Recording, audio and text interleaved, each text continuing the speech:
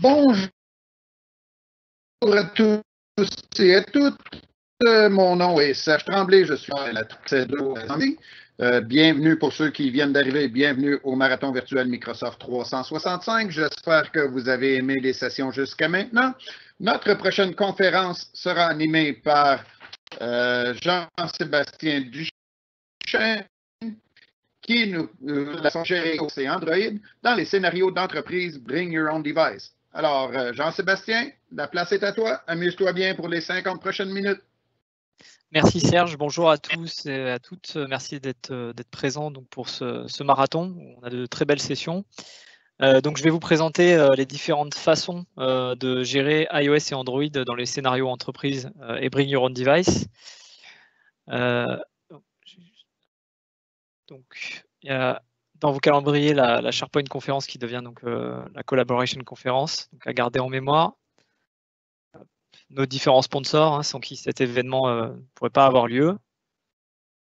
Et puis donc à propos de moi, donc Jean-Sébastien Duchesne, je suis localisé donc en France. Je suis practice leader chez un pure player Microsoft qui s'appelle Exacisne Elite et je suis Microsoft MVP Enterprise Mobility depuis 2010, donc sur toutes les technologies de mobilité, de poste de travail, etc. Je fais beaucoup de blogging donc sur mon blog, beaucoup d'écriture, je partage, bref, en gros tout ce qui anime globalement la volonté d'un MVP de partager sa connaissance. Et donc j'ai une expertise qui est beaucoup plus large que la partie Enterprise Mobility, puisque dans le cadre de mon travail, j'interviens sur en effet tout ce qui est Modern Workplace, toutes les technologies cloud, donc par exemple Azure, et puis récemment donc les enjeux sécurité qui prennent une part très importante dans l'écosystème de Microsoft. Et puis donc je parle anglais-français, mais cette session sera animée en français. Vous pouvez me suivre sur Twitter avec mon compte Microsoft Touch, et puis vous pouvez aussi me contacter au travers de mon blog si vous avez des questions ou si vous souhaitez me suivre. Donc, je voulais repartir des challenges de la mobilité. La mobilité, ça demande de revoir la façon dont on pense finalement le périphérique et ce qu'on fournit à l'utilisateur. Donc là, ça s'est surtout ressenti de manière assez importante avec la crise du Covid-19. Et il y a 4 grandes catégories, on va dire. Déjà, il y a une approche qui n'existait pas nécessairement avant sur les ordinateurs. C'est l'approche self-service avec le déballage de la machine, les aspects de store, de gestion d'identifiants, de self-care, etc. Ensuite, bien entendu, l'objectif, c'est d'accéder à un certain nombre de services et d'applications. Et donc pour ça, on a un certain nombre d'enjeux, donc du single sign-on pour avoir une expérience utilisateur qui est correcte et adéquate. Une partie développement et transformation du catalogue applicatif, parce que souvent sur ces périphériques mobiles modernes, les anciennes applications qu'on avait dans l'écosystème Windows ne sont pas compatibles ou ne fonctionnent pas correctement. On peut avoir des enjeux de publication, pour publier des applications qui sont disponibles en interne. Donc là, pareil, encore avec cette crise qu'on vient de subir, ça s'est ressenti encore plus. Et puis donc les enjeux de déploiement. Ensuite, on a le périphérique en lui-même. Donc ça, ce sont des enjeux qu'on a depuis déjà de nombreuses années pour le mettre à jour, pour gérer son cycle de vie, gérer sa configuration et la conformité de ce périphérique-là, puisqu'en plus, ce périphérique, potentiellement, il est mobile, il est en dehors de l'entreprise. Et donc, du coup, l'accès aux différents services doit être assuré via une conformité qui est correcte. Ensuite, il y a la sécurité en elle-même du périphérique, avec le premier enjeu qui est de plus en plus important, c'est la protection de la donnée, la sécurisation de l'identité, la séparation des données d'entreprise versus des données personnelles, et puis bien entendu l'effacement à distance des données d'entreprise à minima pour s'assurer qu'on n'a pas des données qui sortent du giron de l'entreprise. Donc basé sur ces challenges, on a globalement 6 grands enjeux quand on gère des périphériques mobiles. Déjà l'appartenance, savoir si le périphérique vient avec l'utilisateur ou si c'est l'entreprise qui le fournit à l'utilisateur. Ensuite, la façon dont on le déploie. Alors on ne parle pas véritablement de déploiement comme la masterisation, mais en tout cas la mise en service du téléphone. Sa sécurisation. Ensuite, la mise à disposition des services qu'on va mettre à disposition sur ce périphérique. La configuration de ce périphérique en lui-même et bien entendu le catalogue de matériel. Ça, c'est quelque chose qu'on oublie parfois dans les projets de gestion de périphériques mobiles, c'est que les utilisateurs, ils ont éventuellement, au travers de l'entreprise, accès à un certain catalogue de matériel. Et c'est ce qui d'ailleurs motive bien souvent les utilisateurs dans ces usages de téléphone mobile. Donc, donc ce slide-là, en gros, il résume globalement le cycle de vie d'un périphérique mobile moderne. Donc, ça peut être valable donc, pour des téléphones iOS, Android, ou pour des téléphones ou pour des périphériques Windows 10, tels que vous l'avez pu le voir dans la session que l'on a vue juste avant avec Jean-Yves et Laurent. En gros, on a une première phase où on enregistre le périphérique dans la solution d'administration. Donc, on ne remasterise pas le périphérique. On prend ce que finalement Apple, Google nous apporte sur le téléphone. Donc on fait cette phase d'enregistrement, ce qui va nous permettre ensuite de venir déposer une surcouche d'entreprise, c'est ce qu'on appelle le provisionnement, donc en déployant des certificats, des profils email, VPN, Wi-Fi, des applications, enfin bref, tout ce qui est nécessaire pour que finalement l'utilisateur puisse travailler correctement sur son périphérique. Ensuite, on a une phase un petit peu récurrente qui s'appelle la gestion et la protection, c'est de s'assurer tout simplement que le périphérique, dans toute sa durée de vie et dans toute le temps où il est mis à la disposition de l'utilisateur, il est correctement protégé, il est sécurisé, et que les données qu'on va potentiellement mettre à disposition dessus ne vont pas se retrouver à l'extérieur de l'entreprise. Et la dernière phase du cycle de vie, bien entendu, c'est le retrait du périphérique, c'est-à-dire qu'on est dans un cas où potentiellement on va réassigner le périphérique à un autre employé, ou éventuellement on va peut-être mettre le périphérique au rebut, donc dans ce cas-là, on va complètement l'effacer dans son entièreté. Donc ça, globalement, c'est un cycle de vie qui est commun et qu'on retrouve sur la gestion des périphériques mobiles ou modernes. Pour cette première phase d'intégration finalement du périphérique dans la solution de gestion de l'entreprise, on a différentes options d'enregistrement. La première option, c'est l'enregistrement par l'utilisateur, qui peut être utilisé qu'on parle d'un périphérique personnel ou d'un périphérique dit d'entreprise, donc mis à disposition par l'entreprise. Ensuite, on a des méthodes d'enregistrement via des comptes de service. Donc là, c'est plutôt quelqu'un du service informatique qui va faire l'opération d'enregistrement. Et sur la partie tout à droite, je vais laisser Apple Configurator en dernier, mais sur la partie tout à droite, on a donc des programmes d'enregistrement. Donc par exemple, chez Apple, ça s'appelle le programme Device Enrollment Program, qui a récemment été renommé Apple Business Manager. On a Android Enterprise pour la partie Android. Et puis si on achète du périphérique chez un revendeur comme Samsung offre une couche qu'on appelle Knox, qui permet aussi de faire de l'enregistrement du déploiement de téléphones automatisés. Et puis côté Windows, on en a parlé dans les sessions précédentes, on retrouve Windows Autopilot. On retrouve une méthode un peu différente chez Apple, donc c'est la troisième qui est sur ce slide, qui s'appelle Apple Configurator. Et là, en fait, ça s'apparente un petit peu à un enregistrement par un compte de service. Donc la grande différence, c'est qu'on va brancher le téléphone ou la tablette iOS à un Mac, et on va faire sa configuration, on va la mettre dans un certain état de configuration par le biais de quelqu'un du centre de service ou du support informatique. Donc ça, c'est une méthode qu'on ne retrouve pas sur Android notamment.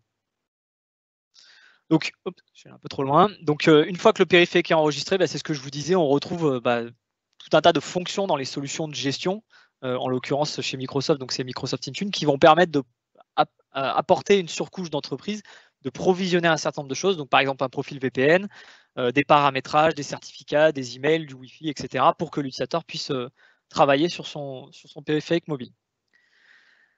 Il y a une phase qui est importante, qui aurait finalement, ce slide-là aurait dû être avant, mais sur la phase d'enregistrement, on a ce qu'on appelle les chartes informatiques. Donc chez Microsoft, on a deux possibilités, et c'est pour ça que dans cette session-là, je voulais donner un peu tous les éléments possibles. On a donc ce que fournit la solution de gestion, donc qui est Microsoft Intune, qui est inclus, qui ne nécessite pas de licence supplémentaire, mais qui comporte un certain nombre d'inconvénients. Par exemple, on ne va pas pouvoir gérer correctement l'aspect multilingue, la régionalisation. On va avoir un ciblage qui va être relativement limité. Donc, c'est quelque chose qu'on va utiliser si on veut utiliser simplement Intune.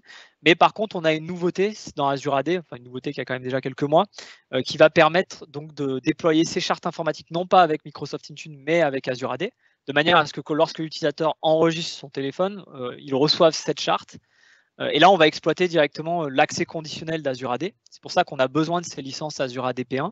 Et on va avoir accès à tout un tas de scénarios beaucoup plus larges pour cibler un peu mieux les stratégies, pour faire du multilingue, de la régionalisation. Et puis, on va pouvoir, par exemple, demander de revalider régulièrement les conditions à l'utilisateur, etc. Donc, on a beaucoup plus de flexibilité sur la partie Azure AD, ce qui est, selon moi, beaucoup plus intéressant dans vos projets de gestion de périphériques modernes. Donc, ça, c'est la gestion du téléphone au sens large. En fait, ce qu'il faut savoir, c'est que Microsoft a créé mécanisme qui va permettre de gérer les téléphones, on va dire BYOD, mais ça peut aussi bien entendu s'appliquer sur les téléphones professionnels. C'est là où en fait c'est la grande difficulté des projets de gestion.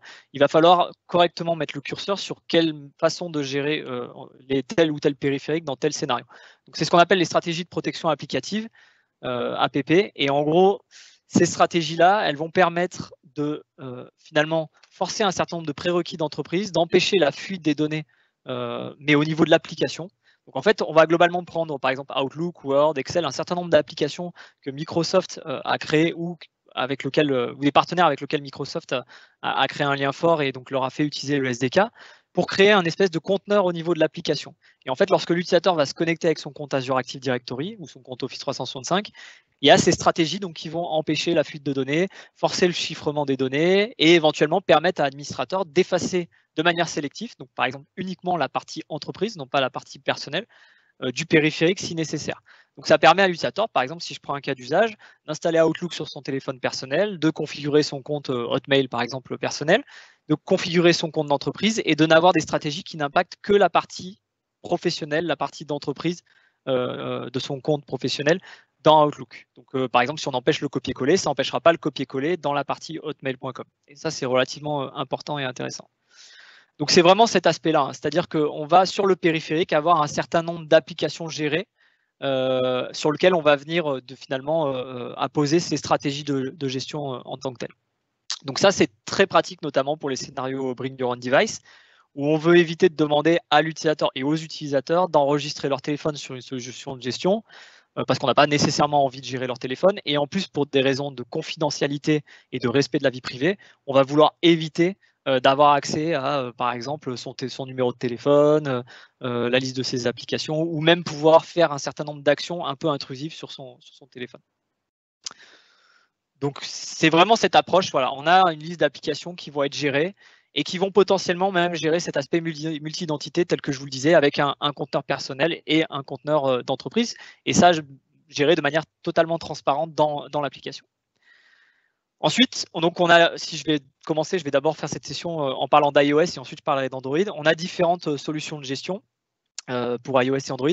Donc déjà, ce qu'il faut savoir, c'est que côté iOS, en fait, on a Apple qui fournit donc je vais aller jusqu'au bout de la cinématique, qui fournit ce qu'on appelle Apple Cloud Services. C'est ce qui va permettre à Microsoft Intune de venir envoyer des ordres, d'envoyer des commandes sur le périphérique. Donc sur le téléphone, on a un agent MDM qui a été construit par Apple. On va venir installer le portail d'entreprise de Microsoft pour venir contrôler cet agent MDM et faire un certain nombre d'actions et réaliser donc l'enregistrement de manière donc à pouvoir récupérer des applications issues du store de l'App Store, d'envoyer des applications métiers, de faire de la configuration, etc. Donc finalement, c'est Microsoft Intune qui, au travers de ce service qui s'appelle Apple Cloud Services, qui va venir envoyer des commandes et faire un certain nombre d'actions et éventuellement donc installer des applications, etc. Ensuite, donc, grâce à ce service, on retrouve donc un panel assez large de solutions permettant de gérer le périphérique. Et c'est là où c'est tout l'enjeu en fait de cette session. C'est pour ça que je voulais faire cette session. Ça va véritablement dépendre de comment vous voulez gérer le périphérique et est-ce qu'on parle d'un périphérique BYOD ou d'un périphérique d'entreprise. Donc, je vais commencer par la partie entreprise parce qu'on va dire que c'est relativement la plus simple. On a globalement 2 ou 3 modes principaux en fonction de comment vous voyez le périphérique. Soit le périphérique est véritablement vu comme un périphérique d'entreprise avec des usages où vous souhaitez verrouiller un certain nombre de choses, parce que le périphérique, c'est un périphérique kiosque ou parce qu'il est mis en face au niveau de salle de réunion, etc. Et dans ce cas-là, on va avoir une méthode qu'on appelle la méthode Automated Device Enrollment qui passe par ces programmes d'enregistrement dont je parlais en tout début de cette session, donc Apple DEP ou Apple Business Manager, et qui vont permettre d'enregistrer automatiquement. En fait, le périphérique est référencé chez Apple comme appartenant à l'entreprise. Lorsque l'utilisateur ou le service informatique le sort du carton, il va démarrer le téléphone et le téléphone va automatiquement récupérer une configuration qui est donc la configuration d'entreprise pour réaliser cet enregistrement-là. Et ça va verrouiller le téléphone dans ce qu'on appelle un mode supervisé, dans lequel je vais discuter par la suite, qui permet véritablement d'aller plus loin dans la gestion, dans le verrouillage du téléphone. Donc, dès lors qu'on va vouloir véritablement avoir une emprise un peu plus importante sur le téléphone, parce qu'on parle d'un téléphone d'entreprise, parce qu'on veut pouvoir déployer, je ne sais pas, un fond d'écran, etc., c'est vers ce mode de gestion-là qu'on va devoir aller. Ensuite, on a un deuxième mode de gestion, c'est ce qu'on appelle le mode device enrôlement. Donc, je l'ai mis à la fois à cheval entre finalement les périphériques d'entreprise et BYOD parce qu'on pourrait l'utiliser sur des téléphones personnels. Là, on va utiliser le portail d'entreprise de Microsoft Intune pour donc, via l'utilisateur ou quelqu'un du service informatique, enregistrer le téléphone dans la solution de gestion et on va avoir moins de capacité. On va pouvoir, par exemple, télécharger des applications, configurer une partie du téléphone, mais Apple a volontairement verrouillé certains paramétrages de configuration au mode le plus à droite, ce qu'on appelle le mode supervisé. Donc, ce mode-là, finalement, c'est un mode de gestion un peu moins important, qui va quand même permettre de gérer le périphérique dans son entièreté, mais sans aller vraiment dans un verrouillage très poussé. Ensuite, on a un mode qui est assez récent, qui date donc d'iOS 13, donc il y a quelques mois, qui s'appelle le User Enrôlement. Le mode User Enrôlement, pour ceux qui connaissent un peu Android, et j'en parlerai un peu plus loin dans la présentation, ça s'apparente un peu à du Work Profile. C'est-à-dire qu'on va avoir, on va inscrire le périphérique, c'est la forme la plus légère d'inscription. On va créer un espèce de conteneur, un volume d'entreprise dans lequel on va avoir ces fameuses applications, ces fameuses données. Et donc, on équilibre finalement la gestion entre finalement le respect de la vie privée et les prérequis de l'entreprise de gestion. Donc, c'est un mode qui est assez intéressant, qui peut s'apparenter à des téléphones totalement personnels éventuellement, ou alors à des téléphones d'entreprise qu'on considérerait comme étant des téléphones personnels. Donc, c'est par exemple très bien pour des VIP ça fournit un ensemble de fonctionnalités intéressantes. Mais donc relativement limité. Plus on va vers la gauche sur ce slide-là, moins les fonctions de gestion sont importantes et moins vous pouvez faire d'actions sur les périphériques. Et enfin, le dernier mode, donc c'est le mode le plus à droite, c'est la stratégie de protection applicative. C'est vraiment ce que je décrivais il y a quelques minutes. C'est-à-dire qu'en fait, on n'enregistre pas le téléphone. L'utilisateur installe Outlook, Excel, PowerPoint, bref, une liste d'applications qui sont des applications connues et dans lesquelles les éditeurs ont inclus le SDK de Microsoft Intune. Et donc, du coup, c'est au moment où l'utilisateur va utiliser son compte d'entreprise dans cette application-là qu'on va avoir une gestion qui va vraiment descendre sur l'application. Et donc ça, c'est parfait quand on veut vraiment aller dans un mode pur BYOD, c'est un mode parfait, puisqu'on peut par exemple même potentiellement fournir un navigateur d'entreprise, donc qui est en l'occurrence Microsoft Edge, dans lequel l'utilisateur se connecte avec son compte d'entreprise et reçoit un certain nombre de stratégies bien spécifiques pour pouvoir accéder à des applications web internes, à Office 365, etc. Je vais donc passer à la slide suivante. Donc, souvent, la question qu'on pose sur ce nouveau mode user enrôlement, donc le deuxième le plus à gauche, c'est quelles sont les principales différences avec le mode supervisé ou le mode simplement d'enregistrement de périphérique. Donc, on va pouvoir faire de la restriction de mots de passe, un certain nombre de caractères, etc. On va pouvoir configurer un VPN par application, donc pour les applications d'entreprise. On va pouvoir configurer le profil Wi-Fi, restreindre l'affichage de certains documents qui ne sont pas d'ordre d'entreprise dans les applications d'entreprise. On va pouvoir restreindre l'affichage des applications d'entreprise dans les applications qui ne sont pas gérées. Je ne vais pas pouvoir ouvrir, je ne sais pas moi, un document Word dans un client qui s'apparente, par exemple, un client OpenOffice sur iOS. On va pouvoir restreindre l'accès au centre de notification lorsque l'appareil est verrouillé pour éviter que quelqu'un puisse voir les emails d'entreprise. On va pouvoir exiger une sauvegarde chiffrée, supprimer automatiquement les applications lorsque le périphérique est désinscrit. Par contre, tout ce qui va être fonction un peu avancée qu'on retrouvait dans le troisième mode, donc par exemple effacer le périphérique, ça c'est pas possible, puisque finalement on est vraiment dans un espèce de conteneur d'entreprise. Faire l'inventaire des applications non gérées, tout ce qui est déploiement de certificats, de profils de provisionnement, l'inventaire donc de l'identifiant du périphérique, ce n'est pas possible. Et puis de toutes les restrictions qu'on a dans ce mode supervisé et tout l'inventaire des applications en dehors de ce qu'on a déployé nous-mêmes, et bien entendu, ça n'est pas disponible. Par exemple, même si demain, vous voulez, je ne sais pas, déployer une application Word qui est déjà présente sur le périphérique, habituellement, dans les autres modes, on prend le contrôle de l'application. Là, ce n'est pas possible. Donc, ce qu'il faut savoir, c'est que je vous présentais les 4 modes comme étant 4 modes distincts. Lorsqu'on va aller sur de la gestion BYOD, donc Bring Your Own Device, des téléphones personnels, souvent on a des clients qui se posent la question, qu'est-ce que je fais? Est-ce que je prends les stratégies de protection applicative? Est-ce que je prends ce mode user enrôlement? Globalement, en fait, ce sont 2 solutions qui restent quand même complémentaires. On peut en gros demander à l'utilisateur pour un certain nombre d'applications métiers qui n'intègrent pas finalement le SDK Microsoft Intune de faire cet enregistrement user enrollment et donc d'avoir cet espace d'entreprise, et dans le même temps d'apposer des stratégies de protection applicative sur les applications, donc par exemple notamment les applications Office, pour avoir une couche de gestion supplémentaire, etc. Donc c'est vraiment le meilleur des deux mondes. Ces deux solutions sont complémentaires. Donc comme je vous le disais, on a globalement sur iOS 2 grands modes d'enregistrement. On a l'enregistrement qui part du portail d'entreprise. Donc là, c'est plutôt des scénarios BYOD. L'utilisateur installe le portail d'entreprise à partir de l'App Store. Il utilise son compte d'entreprise, il s'enregistre et on a l'application de stratégie de configuration en fonction des modes qu'on a choisis. En fonction qu'on ait défini le périphérique et l'utilisateur comme pouvant faire du user enrollment ou alors du device. Et ensuite, on a plutôt les modes d'entreprise. Donc, il faut intervenir Apple Configurator ou donc le programme d'enregistrement. Et là, souvent, on part plutôt du carton. On sort le périphérique du carton. Le périphérique s'enregistre quasiment tout seul. On a l'application des stratégies et des configurations. Et ensuite, on a l'installation du portail d'entreprise qui vient pour fournir, par exemple, un portail en libre service à l'utilisateur.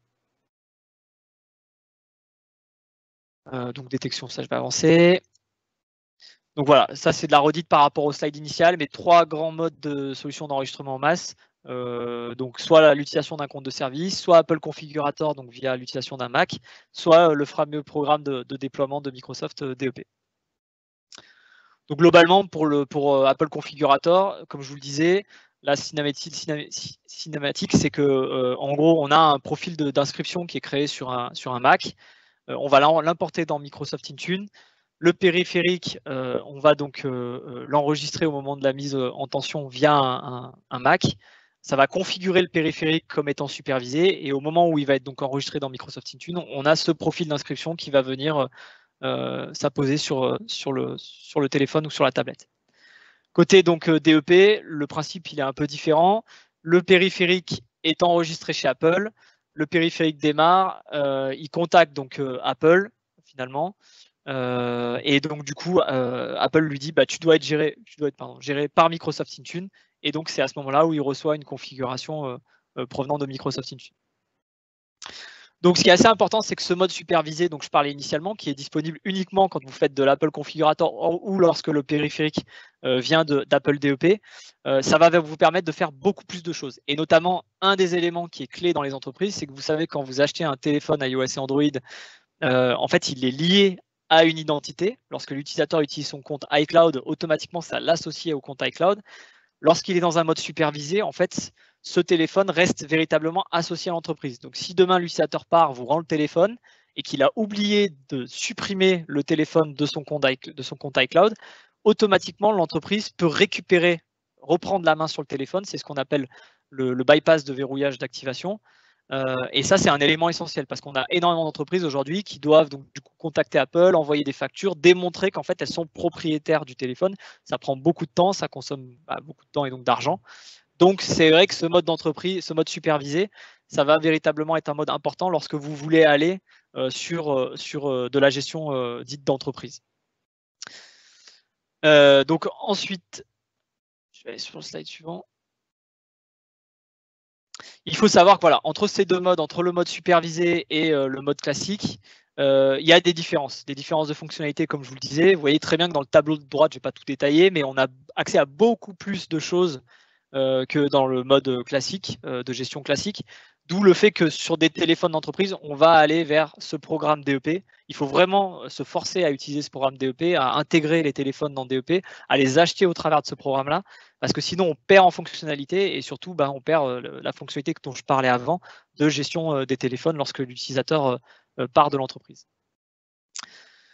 Ensuite, ce qu'il faut savoir, c'est que du coup, en fonction des différents modes, on a des fonctionnalités plus ou moins différentes en matière de déploiement d'applications. Donc sur le déploiement d'applications dites personnelles, on peut le faire dans tous les modes de gestion, qu'on soit supervisé ou non. On a aussi un mode assez spécifique qui existe et qui permet sur un téléphone BYOD, donc totalement pas enregistré dans Microsoft Intune, de finalement quand même proposer à l'utilisateur de télécharger une application via son compte et via le portail d'entreprise. Donc c'est cette colonne, la première colonne ici. Et donc la grande différence, c'est qu'on peut déployer une application sur l'utilisateur ou sur le périphérique.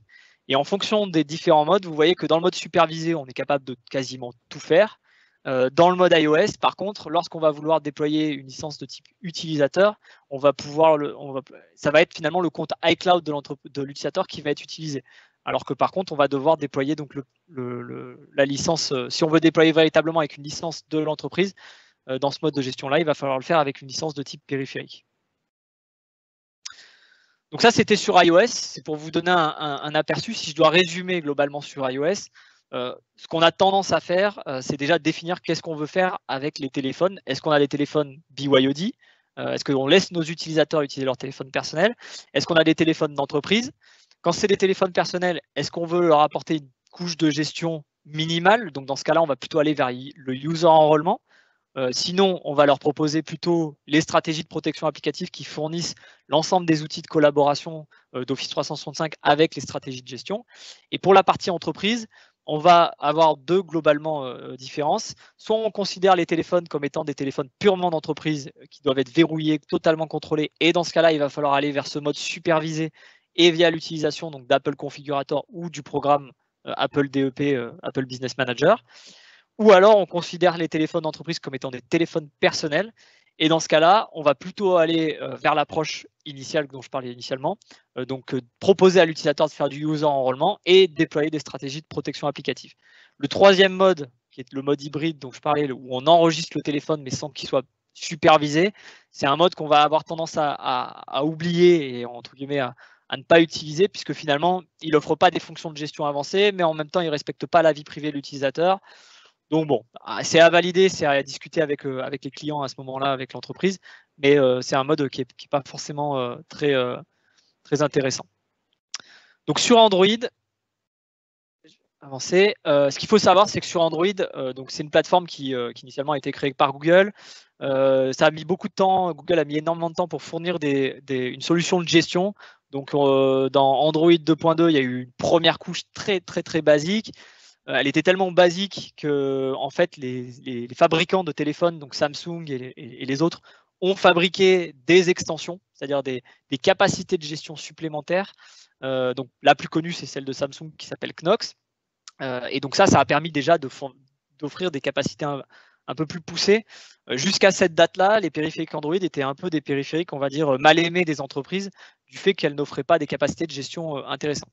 Ensuite, Microsoft, pour parer, on va dire, à une grande partie des faiblesses d'Android et aussi pour gérer ces scénarios BYOD, parce que dans les entreprises, ce que Microsoft avait remarqué, c'est que la majorité des téléphones BYOD, notamment en Europe et dans le reste du monde, donc pas forcément aux États-Unis, mais étaient des téléphones Android. Donc, ils ont créé ces fameuses stratégies de protection applicative qui permettent de déployer donc des stratégies vraiment sur l'application en elle-même sans enregistrer le téléphone. Et ensuite, donc Google, a créé un framework qui s'appelle Android Enterprise, qui s'appelait initialement Android for Work, et qui offre tout un tas de scénarios de gestion que je vais détailler par la suite, et qui est donc le nouveau mode de gestion et qui, cette fois-ci, est beaucoup plus avancé. Donc, sur les téléphones Android, on a de la même façon que sur iOS un agent MDM maintenant qui est inclus et le portail d'entreprise qui vient contrôler cet agent de MDM. Là où auparavant, dans la première solution de gestion qui était minimaliste, c'était véritablement le portail d'entreprise qui embarquait quasiment l'entièreté du système de gestion sur le téléphone, ce qui n'était pas véritablement très intéressant pour les différents fournisseurs. Donc, en termes de solutions d'enregistrement de masse, de la même façon que sur Apple, on retrouve l'enregistrement par compte de service. On retrouve, comme pour Apple, donc ça ne s'appelle pas DEP, mais ça s'appelle Android Enterprise Zero Touch, qui va permettre véritablement de faire de la mise en service de téléphone Android sans faire aucune configuration. Et puis, de manière intermédiaire, on a un mode aussi de déploiement qui est aussi basé sur Android Enterprise et pas forcément en mode Zero Touch, ou Samsung Knox qui offre aussi cette capacité de sortir le périphérique du carton, de le démarrer, de faire vraiment quelques actions minimales et d'enregistrer automatiquement le périphérique sans que l'utilisateur ait besoin de télécharger le portail d'entreprise, de faire toutes ces actions manuellement. Donc, ce qu'il faut savoir, je voulais revenir sur Samsung Knox, puisqu'on a beaucoup d'entreprises aujourd'hui qui l'utilisent et qui n'utilisent pas encore le mode de déploiement automatique par Android Enterprise. Donc, ce mode de gestion supporte principalement donc l'ancien mode de gestion Android, Device Admin, qui est, donc je ne l'aborde pas dans cette présentation parce que c'est un mode de gestion qui est donc déprécié par Google et qui va bientôt disparaître, notamment dans la version Android 11 ou 12, je ne sais plus laquelle. Il faut revoir ce que Google dit, mais en gros, c'est un mode de gestion qui va disparaître. Et ensuite, on a donc Android Enterprise avec 2 modes pour l'instant qui sont supportés sur les 4 modes que Google propose. Le mode Work Profile qui est plutôt destiné à du BYOD et le mode kiosque, donc ce qu'ils appellent COSU, qui est plutôt destiné donc, pour les périphériques kiosques qu'on retrouverait devant des réunions pour réserver la salle de réunion, etc. Et puis les autres modes, pour l'instant, ils ne sont pas totalement supportés parce qu'il y a des problématiques autour de la gestion. Donc, à la fois Microsoft et Samsung travaillent ensemble pour résoudre ces problèmes-là. Donc, si je résume de la même façon que pour iOS, on a donc différents modes de gestion. Le premier mode de gestion, donc c'est les applications, les stratégies de protection applicative. Donc, c'est le mode le plus à gauche. Ensuite, on a le mode Work Profile. Donc, ça s'apparente à ce que je disais initialement au mode User Enrollment d'Apple. On va créer un conteneur sur le téléphone dans lequel toutes les applications que l'entreprise souhaite gérer vont être déployées. On va avoir des stratégies qui vont empêcher la copie d'éléments en dehors de ce conteneur-là. On va pouvoir quand même apposer un certain nombre de stratégies très minimalistes sur le téléphone, comme demander un code de verrouillage, etc. Mais en gros, on a un mode qui s'apparente plutôt à du BYOD. Ensuite, on a le mode kiosque, donc le mode COSU, qui est véritablement un téléphone bridé à un certain usage. On peut mettre qu'une seule application qui se lance ou quelques applications et on pourrait trouver ça, je ne sais pas moi, dans des entreprises qui font dans des terminaux de port, des terminaux d'aéroport, etc. Et ensuite, on a 2 modes. On a le mode donc Android Enterprise Fully Managed ou COBO, donc qui est déjà disponible dans Microsoft Intune et qui permet véritablement de complètement gérer le téléphone. Donc c'est un peu le mode supervisé d'Apple. Et donc là, pareil, ce mode de gestion, il ne peut partir que d'un téléphone sorti du carton. On ne peut pas le faire lorsque le téléphone il faut re-effacer le téléphone pour pouvoir mettre le téléphone dans ce mode de gestion-là. Et on va avoir une solution de gestion complète du téléphone dans son entièreté. Ensuite, on a un mode qui est prévu prochainement sur lequel à la fois Google et Microsoft travaillent. Il y avait une première version qui a été faite par Google, donc c'est le mode Corporate Owned Personal Enabled Device. Copé. Et donc, Google a complètement revu sa copie et a préparé une version 2. Et donc, Microsoft travaille sur cette version 2, n'a pas implémenté la version 1.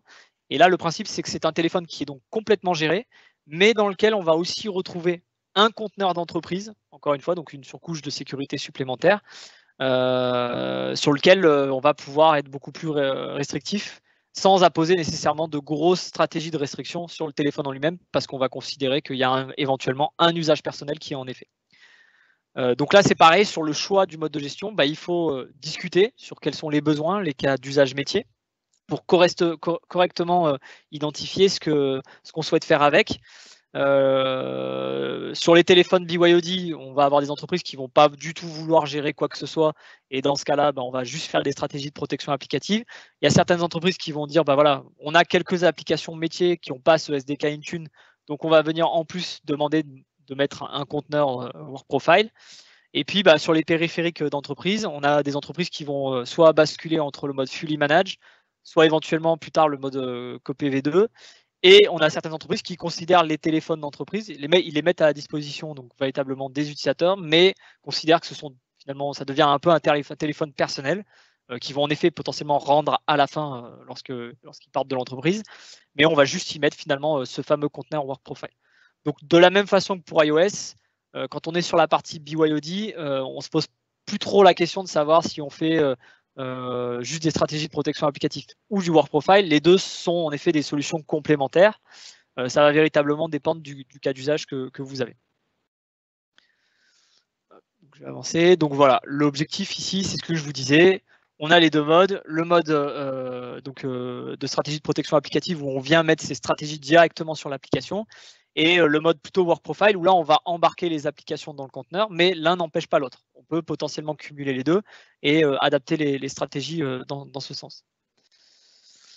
Donc, le mode Fully Managed, je voulais juste faire un focus dessus. On a une prise en charge qui existe depuis la version 6.0 d'Android.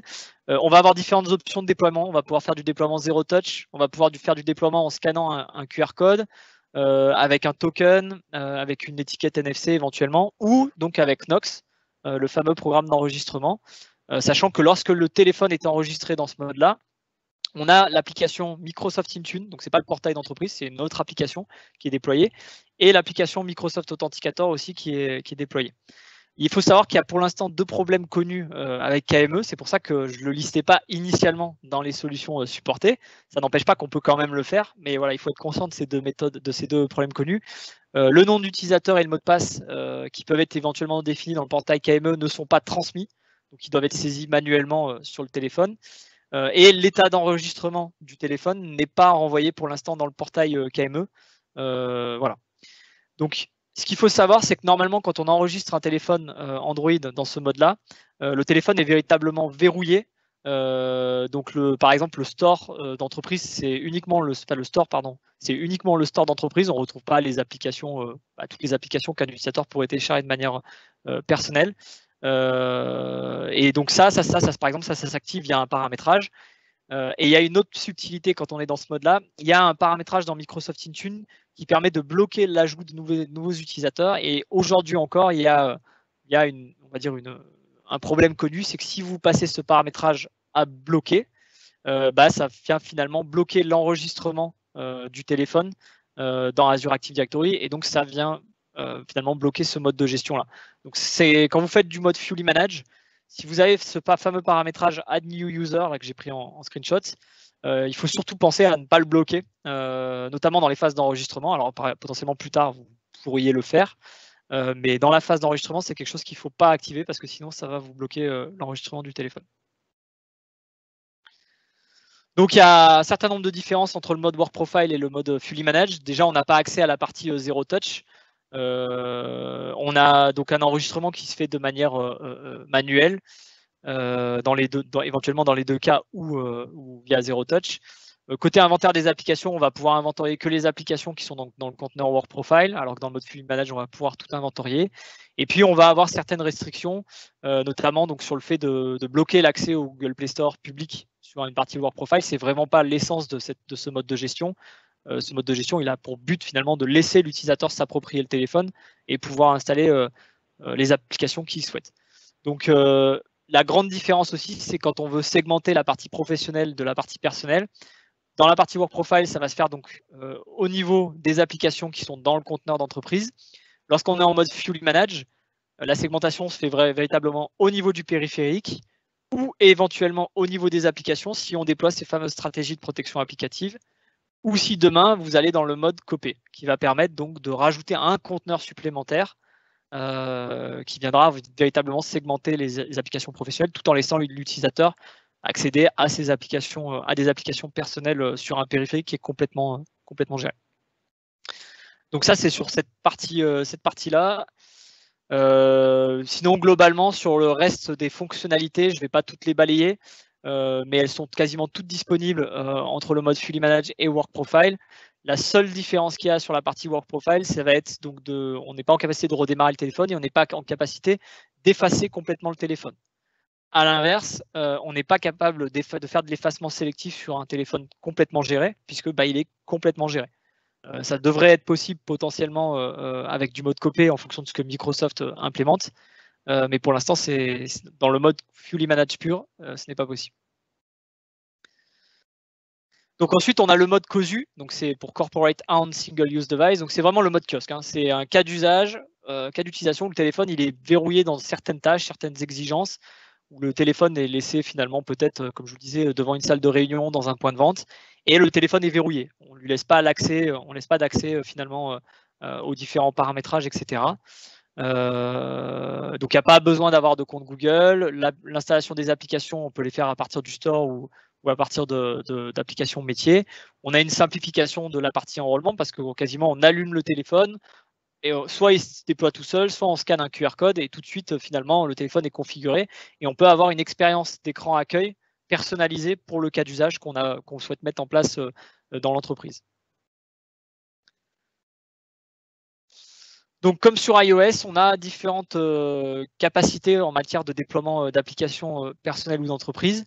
Donc, bien entendu, sur les téléphones d'entreprise, tout ce qui va être, on va pouvoir sur les téléphones, sur les applications d'entreprise, on va pouvoir faire comme sur iOS, déployer des applications d'entreprise, même si le téléphone n'est pas géré. Et donc ça, c'est quelque chose d'intéressant. On va pouvoir en gros se connecter sur le portail web, se connecter avec le compte Azure AD de l'utilisateur. Et lorsqu'on va télécharger l'application, par exemple sur l'App Store, sur le Google Play Store, pardon, c'est le compte Google personnel de l'utilisateur qui va être utilisé. Et ensuite, bien entendu, tout ce qui est déploiement d'applications d'entreprise dans les autres modes de gestion vont pouvoir se faire de manière totalement autonome. Sur la partie déploiement d'applications personnelles, bien entendu, sur un téléphone qui n'est pas géré, l'utilisateur il est libre. Sur un téléphone Android Work Profile, pareil, on laisse la liberté à l'utilisateur de le faire. Sur le mode Fully Managed, comme je vous le disais, par défaut, le store est verrouillé, mais on a la possibilité d'ouvrir le store à un usage personnel via un paramétrage spécifique qui est mis à disposition dans Microsoft Intune. Et donc, de la même façon que ce soit entre les deux modes, on retrouve à peu près les mêmes éléments de configuration de profil Wi-Fi, de profil VPN, de certificats, etc., sans trop de contraintes. On a par contre des différences donc, sur les restrictions de l'appareil. Donc ça, c'est comme sur iOS, hein, le mode de gestion n'est pas le même. La partie Work Profile, on estime que c'est un usage personnel BYOD. Donc on va pouvoir configurer le mot de passe, certains éléments de sécurité de l'appareil, certains éléments de connectivité. Mais tout ce qui va être relatif aux applications, aux comptes, au paramétrage d'alimentation, etc., c'est des éléments qu'on va retrouver uniquement dans le Fully Managed. Donc c'est ça qui va permettre finalement de choisir ce que vous souhaitez faire en matière de gestion. Donc, un des éléments très intéressants qu'on retrouve dans le mode Android Enterprise, je souhaitais faire un focus dessus, et indépendamment finalement potentiellement du mode que l'on choisit, c'est quelque chose qui manquait dans l'ancien mode de gestion, le mode Legacy, c'est la capacité de paramétrer les applications. Donc à la fois de paramétrer des valeurs des clés et des valeurs préconfigurées. Donc par exemple dans Outlook, de préconfigurer, moi je ne sais pas, l'identifiant de connexion dans Outlook, mais aussi et surtout les permissions. Parce que ça, vous le savez, sur Android, c'est une vraie problématique. Lorsqu'on installe une application, on nous demande d'accéder au calendrier, au contact, à l'emplacement, la localisation, etc. Donc souvent, c'était un peu contraignant pour l'utilisateur. Potentiellement, l'utilisateur pouvait cliquer sur non alors qu'il fallait cliquer sur oui, ou il cliquait sur oui alors que l'entreprise ne voulait pas que potentiellement l'utilisateur, que le téléphone ait accès à, par exemple, moi je sais pas, aux enregistrements audio. Là, on va pouvoir définir véritablement les permissions pour l'utilisateur et les préconfigurer. Bon, tout ça, je vais avancer rapidement. Et enfin, donc sur les différents modes de gestion, donc il y a quelque chose d'assez important, c'est l'effacement. Donc on a différents modes d'effacement. Lorsque le téléphone est géré, on a l'effacement sélectif, donc on va juste retirer la couche d'entreprise. On a l'effacement complet du téléphone. Et puis si on ne gère pas le téléphone, mais on a les fameuses stratégies de protection applicative, on a donc l'effacement sélectif au niveau des applications. Donc dans ce mode-là, si vous avez vos stratégies de protection applicative, quel que soit le mode de gestion, bien entendu, on peut faire de l'effacement sélectif. Par contre, donc du coup, en fonction du mode de gestion, on va avoir un effacement sélectif ou un effacement complet qui peut ne pas être disponible. Dans le mode Work Profile, comme je vous le disais, c'est non disponible parce qu'on estime que c'est un périphérique personnel. Donc on ne va pas effacer complètement le périphérique, on va juste effacer la surcouche d'entreprise. A contrario, dans le mode Fully Managed, comme le périphérique est pleinement géré, c'est soit on efface le périphérique entièrement, soit on n'efface rien finalement parce qu'on n'a pas la capacité d'enlever la surcouche d'entreprise. À terme, en fonction de l'implémentation de Microsoft et de Google, on devrait pouvoir avoir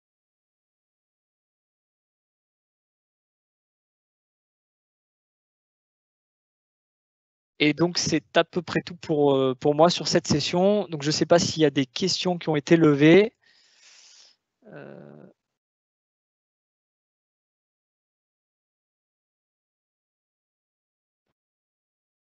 J'ai vu aucune question, désolé, Jean-Sébastien. Okay. Bon, parfait. En tout cas, s'il y a des personnes qui ont des questions, vous pouvez revenir vers moi, donc soit au travers de mon Twitter, soit au travers de mon blog, pour qu'on échange sur ces différents éléments de gestion entre iOS et Android. Parce qu'aujourd'hui, on a une palette assez importante de fonctions possibles, et ça dépend véritablement de ce que l'entreprise souhaite faire, des différents cas d'usage. Donc, il faut vraiment repartir de ça pour construire finalement la feuille de route de gestion, puisque Microsoft Intune, depuis quelques années, a fourni quand même un set de fonctionnalités assez intéressant, et Google, comme vous avez vu, a énormément investi là-dessus.